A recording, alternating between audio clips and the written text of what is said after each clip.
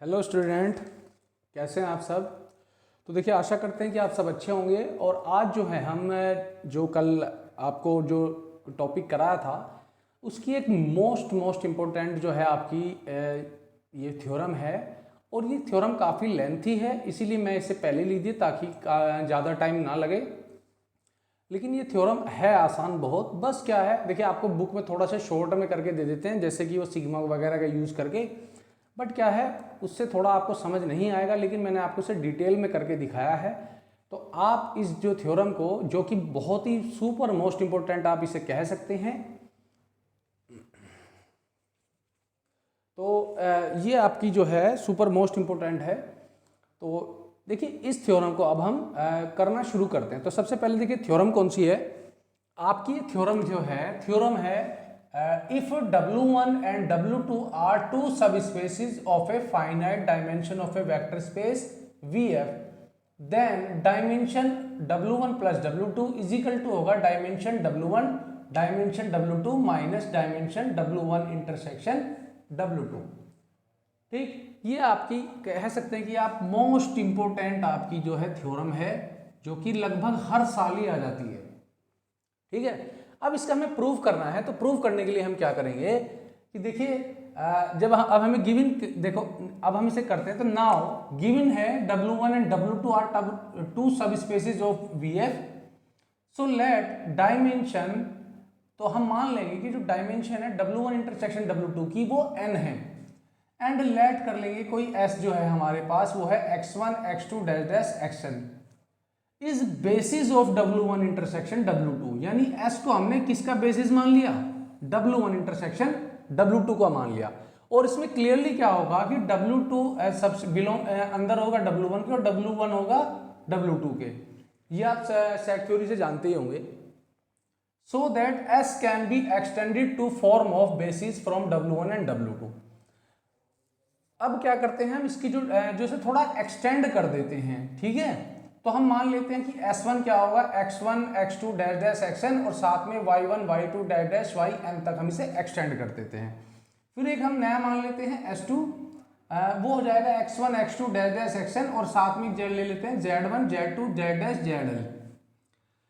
Are basis क्या है, ये बेसिस है W1 एंड W2 रेस्पेक्टिवली। यानी कि ये तो आपका जो बेसिस है W1 का है, और ये बेसिस आपका जो है वो W2 का है। ठीक है, इसके बाद हम क्या करेंगे, देखिए अब इनकी क्या है, डायमेंशन ऑफ W1 क्या होगी, जितने इसके अंदर एलिमेंट है, यानी कि n प्लस m, n ये है और m ये है। डायमेंशन ऑफ W2 क्या होगी, n प्लस l। तो देखिए, अब हम यहां से राइट हैंड साइड अगर चेक करें आपकी थ्योरम की, तो उसमें dimension of W1 plus dimension of W2 और डायमेंशन माइनस करना डायमेंशन इंटरसेक्शन W1 और इंटरसेक्शन W2। तो ये तो है हमारा n प्लस m, और ये है n प्लस l, और ये हो गया माइनस का m, ये हमने माना ही था यहाँ पर। तो n से n हमारा कैंसिल हो गया, तो ये बचेगा n plus m plus l। ठीक, यहां पर तो देखिए हमारी राइट हैंड साइड की जो है वैल्यू आ गई है। तो अब हमें क्या प्रूव करना पड़ेगा, so to prove dimension W1 plus W2, यानी कि ये जो आपकी जो लेफ्ट हैंड साइड है ये भी n plus m plus l आनी चाहिए। ठीक है, अब इसे प्रूव करने के लिए देखिए हम क्या मान लेते हैं, एक नया मान लेते हैं जो बेसिस S3, जो होगा x1 x2 dash dash xn, और y1 y2 dash dash ym, और z1 z2 dash dash zl। यानी कि जिसमें तीनों के ही एलिमेंट जो हमने अभी तक माना है S, S1 और S2, तीनों का ही एलिमेंट घुसाकर हमने बना दिया एक नया बेस जो S3। और ये बेसिस किसका मान होगा, W1 प्लस W2 का होगा। ठीक है, अब यहां पर नाउ टू प्रूव दैट, अब हमें देखिए क्या प्रूव करना है कि ये S3, सबसे पहले तो इसे बेसिस ही मतलब लीनियरली इंडिपेंडेंट प्रूव करना होगा। और लीनियरली इंडिपेंडेंट प्रूव करने के लिए क्या होगा, हम कोई ये आपके जो स्केलर मान लेंगे, α1 α2 dash dash αn, β1 β2 dash dash βm, और γ1 γ2 डैश डैश γl, जो बिलोंग्स करेंगे किसी भी फील्ड को। ठीक है, और आप सब जानते हैं कि लीनियरली इंडिपेंडेंट की जो डेफिनेशन होती है उसके अकॉर्डिंग क्या है, सच दैट कि अल्फा 1 यानी कि स्केलर का और वेक्टर का, यहाँ पर वेक्टर x है और अल्फा यहाँ पर क्या है आपका स्केलर है, तो इनकी मल्टीप्लाई करते हुए alpha 1 x1 plus alpha 2 x2 dash dash alpha n xn plus beta 1 y1 beta 2 y2 beta m ym plus gamma 1 z1 gamma 2 z2 और dash dash gamma l zl is equal to होगा 0, यानी कि ये 0 के equal होगा। और जहां पर देखिए क्या होगा, बीटा 1 y1, इसमें अब हमने क्या करा, हमने बीटा वाले एलिमेंट को तो इधर छोड़ दिया और अल्फा और गामा वालों को हमने उधर ले गए माइनस में, ठीक है, 0 की इस साइड में उठाकर यहां पर ले गए हमने। ये जो आपकी लेफ्ट हैंड साइड है आप देख रहे होंगे, ये बिलोंग्स कर रही है W1 को, ठीक, और ये जो आपकी राइट हैंड साइड है वो बिलोंग्स कर रही है W1 इंटरसेक्शन W2 को, ठीक है जी। और इसके बाद जो है अब हम मान लेते हैं बट S क्या है, x1 से xn तक क्या है, ये basis of W1 intersection W2 है, ठीक है। तो देखिए इसके बाद अब हम आते हैं यहां पर होगा कि अब बेसिस है तो beta 1 y1 beta 2 y2 dash dash beta m yn is equal to होगा a linear combination of element of S, सही। और इसके बाद क्या होगा देखिए कि beta 1 y1 beta 2 y2 dash dash beta m yn और इजिकल टू हो जाएगा, अब हम यहाँ पर ए लीनियर अलग से हम क्या मान लेंगे, delta 1 delta 2 dash dash delta n तक मान लेंगे x के लिए जो हमारे, तो यहाँ हो जाएगा delta 1 x1 delta 2 x2 dash dash delta n xn। यहाँ पर जो हमने डेल्टा 1 डेल्टा 2 डेल्टा n तक फील्ड के स्केलर मान लिए हैं, ठीक है जी। इसके बाद हमें क्या करना है, इन्हें उठाकर इधर ले आना है, तो ये आ गया यहाँ पर, ये हो गया beta 1 y1 plus beta 2 y2 plus dash dash beta m yn minus delta 1 x1 minus delta 2 x2 dash dash ये ym होगा डैश डैश, और ये हो जाएगा डेल्टा n xn।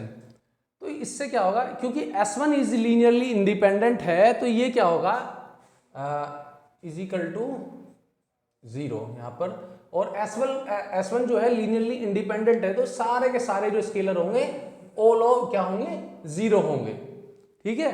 इसके बाद क्या होगा, so alpha 1 x1 alpha 2 x2 dash dash alpha n, ये जो माइनस वाली कंडीशन है ये S3 क्या होगी, इसमें अगर S2 लीनियरली इंडिपेंडेंट है तो क्या होगा, इसमें माइनस कॉमन लेके तो उधर चला जाएगा, आप जानती हैं। तो अल्फा 1 अल्फा 2 और गामा, ये गामा एल तक सारे क्या हो जाएंगे आपके 0 हो जाएंगे as per according to linear independent definition.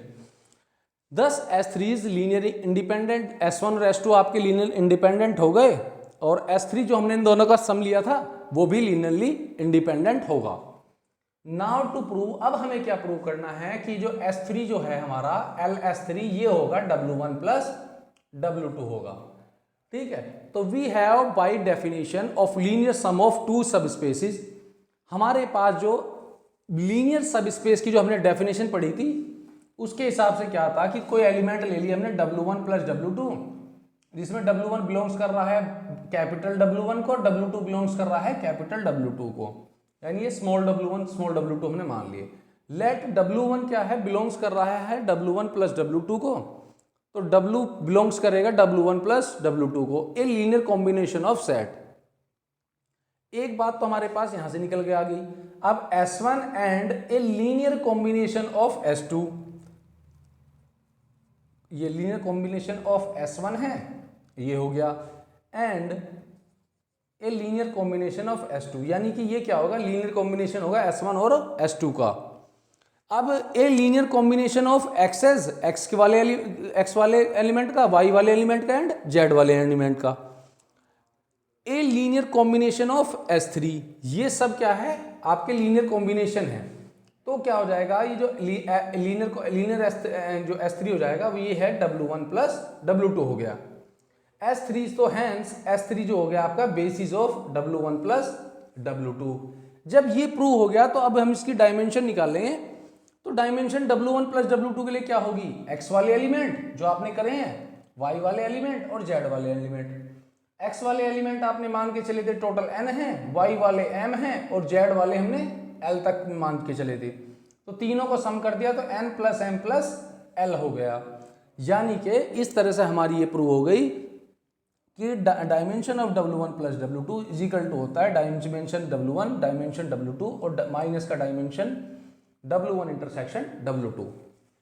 देखिए इसमें क्या है, ये पहले हमारी जो गिवन चीजें थी तो यहाँ तक का तो बहुत आसान है, यानी हाफ साइड जो आपकी राइट हैंड साइड है वो करना बहुत आसान है, क्योंकि आपने इसमें क्या है जो गिवन चीजें हैं उन्हीं की हेल्प से करके हमने क्या करा कि हमें दे रखा है कि W1 W2 are two subspaces of vector BF, तो हमने डायमेंशन W21 इंटरसेक्शन W2 के लेफ्ट एलिमेंट n कर लिया, और s को कर लेंगे हम जो एक जो बेसिस है इसे मान लेंगे x1 x2 dash dash xn, और ये बेसिस ऑफ किसका होगा W1 इंटरसेक्शन W2 का। तो क्लियरली W2 के अंदर W1 होगा, W1 के अंदर W2 होगा, so that S can be extended to form of basis. इसकी फॉर्म जो हमने एक्सटेंड करने के लिए एक बेसिस S1 बना लिया, एक S2 बना लिया, S1 W1 का होगा और S2 W2 का होगा। अब डायमेंशन W1 क्या होगी, देखिए n ये है और m ये है, n प्लस n, यहाँ पर ये n ये है और l ये है, तो n प्लस l। तो हमारी राइट हैंड साइड की हम डायमेंशन जब निकालेंगे तो W1 W2 और ये हो जाएगी n, तो W1 की क्या है n प्लस m और इसकी है n प्लस n और इसकी है माइनस का m, n से n कैंसिल, तो ये आ गया। यानी कि हमारी राइट हैंड साइड तो आसानी से हमारी प्रूव हो गई है। इसके बाद मेन क्या है आपकी, जो अब हमें ये जो प्रूव करना है कि ये भी इसकी वैल्यू सेम है, यानी कि सो टू प्रूव दैट कि डायमेंशन W1 प्लस W2 हमारा ये होगा। अब पहले हम ये तो प्रूव कर देंगे, तो लेकिन यहाँ पर एक S3 मान लेंगे जिसमें तीनों के एलिमेंट होंगे, S के भी, S1 के भी और S2 के भी, और वो बेसिस होगा W1 प्लस W2 का। अब हमें ये प्रूव करना है कि S3 क्या है, लीनियरली इंडिपेंडेंट है। हमने इसे मेहनत करके लीनियरली इंडिपेंडेंट हमने इसे प्रूव कर दिया यहाँ पर लाकर, ठीक है। यहाँ तक कुछ नहीं हुआ, केवल जो लीनियरली इंडिपेंडेंट का डेफिनेशन के अकॉर्डिंग ही हम इसे करते चले गए। यहाँ पर ये प्रूव हो गया। बस क्या था, एलिमेंट बहुत ज्यादा है इसलिए आपको बड़ा बड़ा सा दिखाई दे रहा है, वरना इसमें कुछ नहीं है। फिर इसके बाद जब ये प्रूव हो गया तो इसके हिसाब से फिर हमने किससे definition of linear sum of two subspaces से क्या कर लिया कि इन दोनों सब स्पेसिस का जो ये डेफिनेशन है उसके हिसाब से हमने जो यहाँ पर ए linear combination of S2 prove कर लिया, ये कर लिया x1 y1 s1, और ये सबको लीनियर कॉम्बिनेशन कर दिया प्रूव। तो क्या हो जाएगा, तो आपकी जो बेसिस की डेफिनेशन है वो कंप्लीट हो गई, यानी कि LS3 इज इक्वल टू हो गया W1 प्लस W2। और इसके बाद में क्या होगा, अब इसकी जो है ना, जब ये बेसिस प्रूव हो गया है तो इसकी हम आराम से डायमेंशन रख सकते हैं। W1 प्लस W2 की डायमेंशन क्या होती है, देखिए इसमें x ये रहा, S3 जो है आपका n m और l, तो तीनों को हमने ऐड कर दिया, यानी कि आपकी जो यहाँ पर राइट हैंड साइड थी अब ये अगर आपकी लेफ्ट हैंड साइड भी यही हो गई है, तो हैंस आपकी जो है ये थ्योरम प्रूव हो गई है।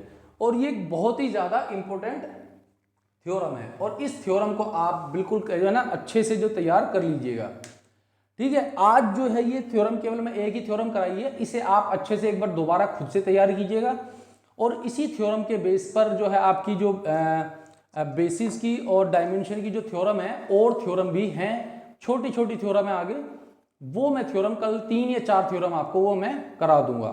और इसी के साथ आपका जो ये टॉपिक है डायमेंशन वाला और बेसिस का, बेसिस एंड डायमेंशन का, ये आपका एंड हो जाएगा कल पे, ठीक। और देखिए लंबी वीडियो बनाने का क्या है, अभी कोई ज़्यादा कोई प्रॉब्लम नहीं है, हम लंबी वीडियो बना सकते हैं, लेकिन प्रॉब्लम क्या होती है कि लंबी वीडियो शूट करने के लिए देखिए 15 मिनट या 20 मिनट की वीडियो शूट करने के लिए उससे डबल टाइम लगता है। तो ये थ्योरम इस बोर्ड पर लिखने के लिए ही आपको कम से कम 10 से 15 मिनट लग जाती हैं, और फिर आपको इसे एक्सप्लेन भी करना पड़ता है। तो वीडियो शूट करने से पहले इसे पूरा आपको डिटेल में लिखना भी पड़ता है, ताकि कम से कम टाइम में आपका हो जाए। वरना अगर मैं साथ साथ लिखूंगा तो यही आपकी जो थ्योरम है करीब आधे घंटे या 35 मिनट तक पहुंच जाएगी। और उससे अच्छा है कि आपको एक बार लिख के कम से कम, मतलब ज़्यादा टाइम लिखने से ज़्यादा टाइम आपको समझाने में दिया जाए। तो देखिए इसकी जो है ये मोस्ट इंपॉर्टेंट थ्योरम थी। इस थ्योरम के बाद में 3 से 4 छोटी छोटी थ्योरम है, वो कल के लेक्चर में आपको करा दी जाएगी। तो उसके बाद जो है हम अगले टॉपिक की ओर बढ़ेंगे, और जो आपका अगला टॉपिक, इसके बाद 1-2 टॉपिक और है, और वेक्टर स्पेस के जो सारे टॉपिक हम क्लियर करते जा रहे हैं। और देखिए आज अब जल्दी ही आपका कोशिश करेंगे कि वेक्टर स्पेस को हम जल्दी से जल्दी अगली नेक्स्ट 12 से 13 क्लासेस में या 15 क्लासेस ज़्यादा से ज़्यादा में एंड हो जाए शायद ये, यानी आपके जो पार्ट बी है यानी लीनियर अलजेब्रा ये 15 क्लासेस में एंड हो जाना चाहिए। उसके बाद जो आपके ring group and ring theory है वो भी आपकी मैक्सिमम 30 क्लास में एंड हो जाएगी, यानी कि 15 अक्टूबर तक आपका ये 10 या 12 अक्टूबर तक आपके दोनों के दोनों टॉपिक मैं कंप्लीट करवा दूँगा। और सोच रहा हूँ कि कुछ जल्दी अगर हम कराने का प्रयास करें तो 1 अक्टूबर तक भी ये दोनों ही पार्ट कराए जा सकते हैं। उसके बाद आपका जो सेकंड पेपर है, जो आपका चॉइस वाला पेपर है, उसकी हम क्लासेस शुरू कर देंगे। तो इसी के साथ देखिए चलते हैं। नमस्कार।